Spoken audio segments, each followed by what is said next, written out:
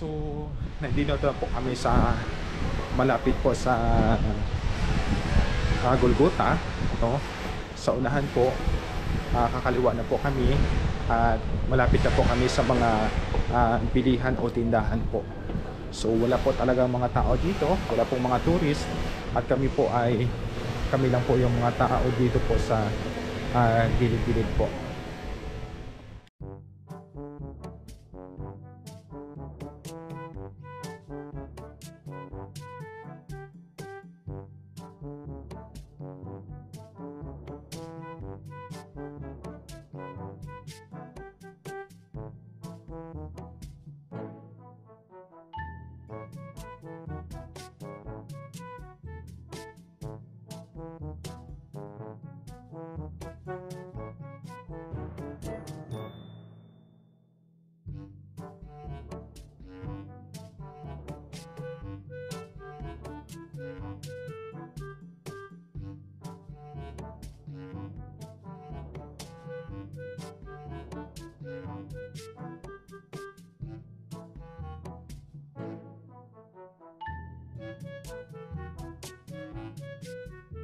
Aakyat na po kami doon po. So, the same din po dito po na lugar na ito ay konti lang po yung tao. So, wala ka pong makikita na ibang tao dito, no? Maliban po sa mga vendors, sa mga Pilipino na naglalakad ngayon at sa iba't ibang lugar po. So,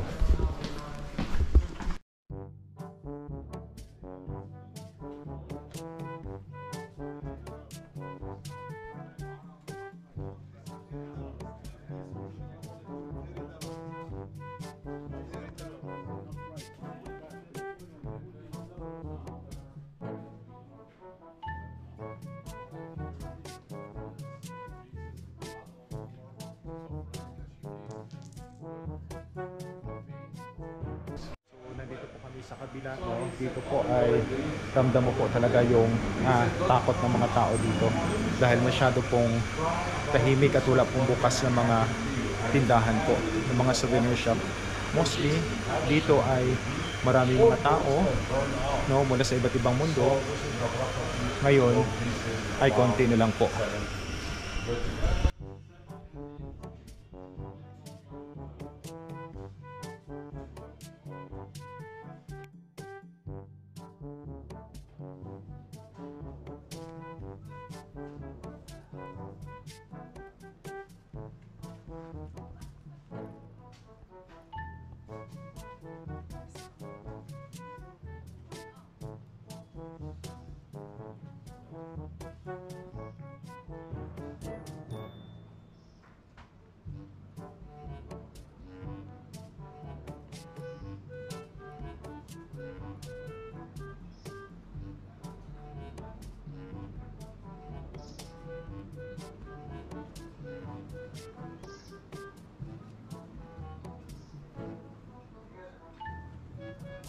Ngayon, liliko na po kami dito at malapit na po kami sa Golgota.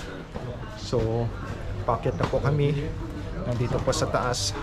At sa aming pag-akyat maya-maya, nandun na po sa kabila ang Golgota.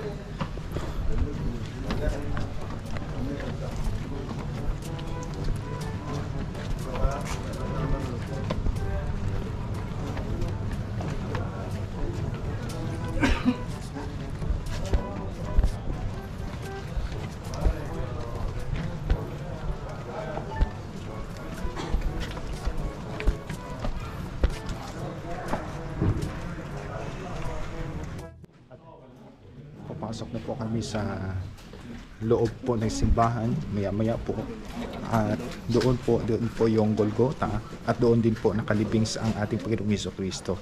So medyo walang tao po dito at hindi naman po maganda yung tourist po ngayon. Ayan po, hanggang dyan lang lamang po ang aming pag-ikot dito sa Old Jerusalem at ngayon po ay pupunta po kami ng loob po ng simbahan o dito po sa Church of the Holy Sepulchre kung saan natatagpuan po ang Golgota at ang libingan ng ating Panginoong Jesucristo. Okay? So yun po ang nangyayari dito sa Old Jerusalem. Napakatahimik ramdam mo ang takot, ang lungkot at pangangamba dito po sa lugar na ito. So ngayon papasok po kami dito po sa Church of the Holy Sepulchre dito po sa Golgotha po, at titingnan po namin kung maganda po ngayon ang punta po namin dito.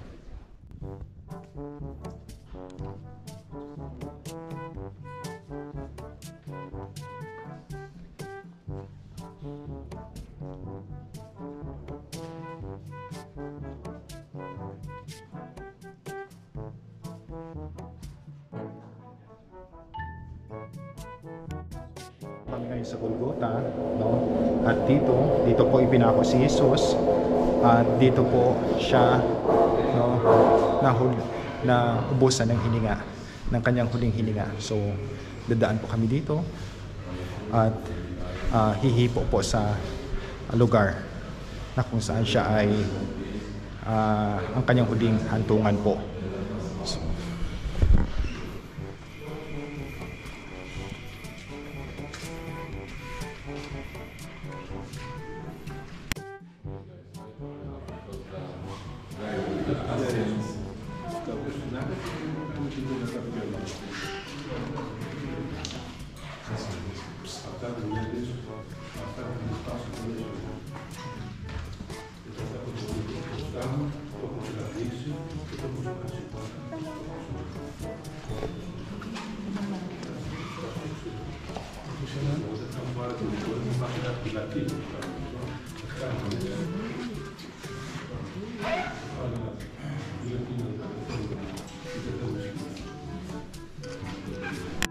ayun po yung lugar kung saan ipinako po ang ating Panginoong Jesucristo, at dyan po pumupunta yung mga tao para magdasal, mag-alay ng kanilang mga panalangin, at higit sa lahat, dyan po ihipo para po ihiling sa Diyos na siya ay magiging banal.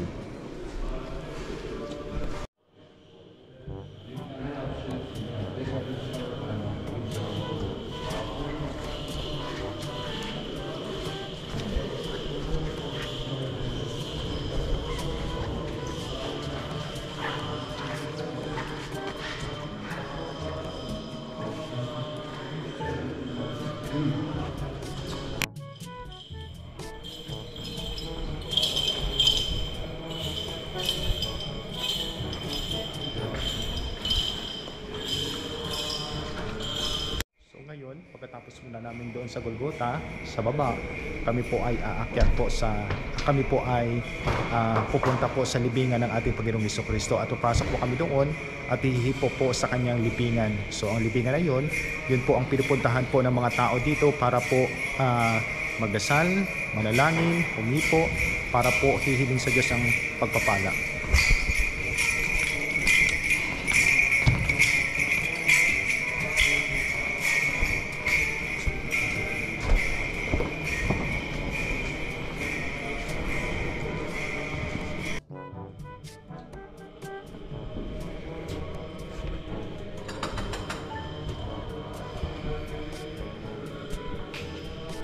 Sa likod po, ito po yung libingan ng ating Panginoong Jesucristo dito po sa likod. So papasok po yung mga kasamahan ko at papasok din po ako dito po sa loob. Yan po, tapos na po kami pumasok doon sa loob, at talaga namang nakakakilabot po ng pakiramdam po dahil sa experience namin. So kami lang po yung pilgrims, kaya kami po ay tuwang-tuwa at talagang blessed na blessed po dahil hindi po kami nagmamadali. So yun po, yung mga kasamahan ko ay talagang blessed na blessed din po.